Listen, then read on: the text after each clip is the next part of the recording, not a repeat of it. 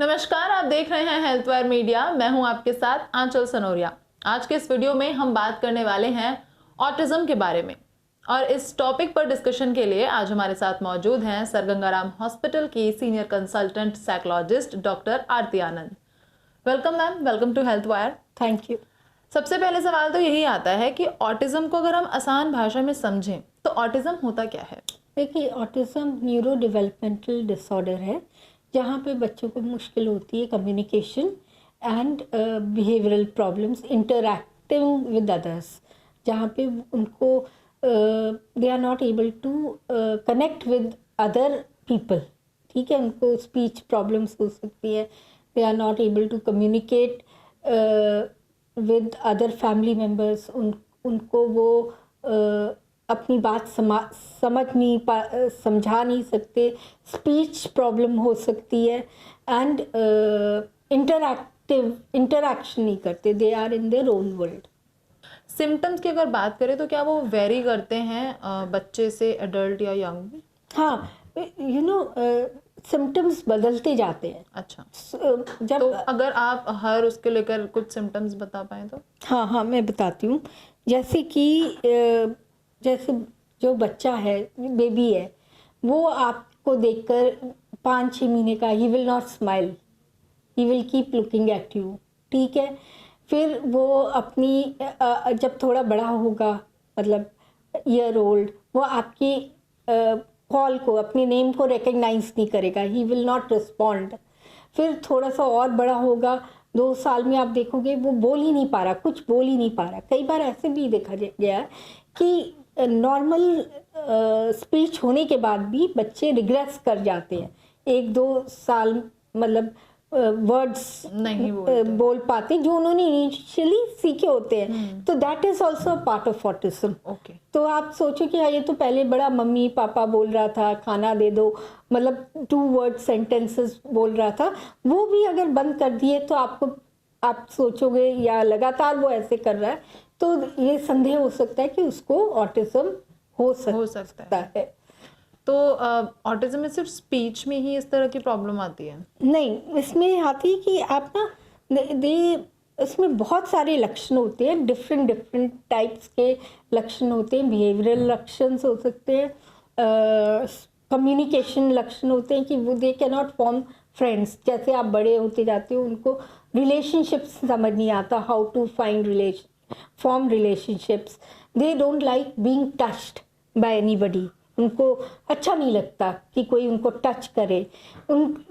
They will want कि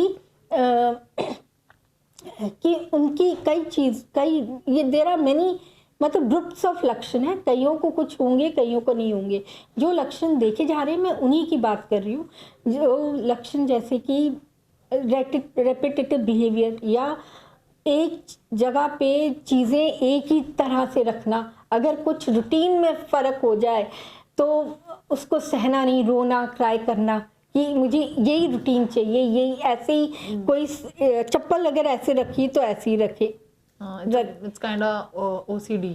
OCD नहीं है वो, उनका एक है कि इस तरह से they want a thing in a particular way, या उनका एक routine in a particular way. For example, they will not want to go in crowded places, और सोशलाइज नहीं करना चाहेंगे।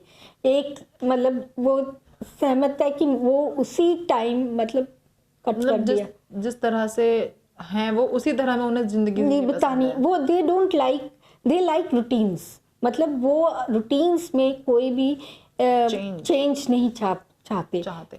और मैम, डायग्नोस की अगर बात करें तो ऑटिस्टिक पेशेंट्स को डायग्नोस कैसे किया जा सकता है? हाँ, डायग्नोसिस किया जाते हैं, उसके लिए स्क्रीनिंग टेस्ट होते हैं, पेरेंटल इंटरव्यूज होते हैं, जिससे हमें पता चलता है कि क्या लक्षण ऑटिज्म स्पेक्ट्रम डिसऑर्डर के अंदर आ रहे हैं या नहीं। एंड इससे हमें इंटेंसिटी एंड सिवियरिटी भी पता चलती कि कितना सिवियर है। लो फंक्शनिंग ऑटिज्म होता है, हाई फंक्शनिंग। जहाँ हाई फंक्शनिंग ऑटिज्म की सिम्टम्स आर माइल्ड, वहाँ पे बच्चा स्कूल भी जा सकता है, he can study also, he can interact also little bit, but उसकी लाइफ, मतलब he can do many more things. Low functioning में he will not socialise, there will be no eye contact, he may have, उसको low IQ भी हो सकती है, मतलब intellectual deficits हो सकते हैं, and he may not be able to perform और रिलेट विद अदर पर्सन।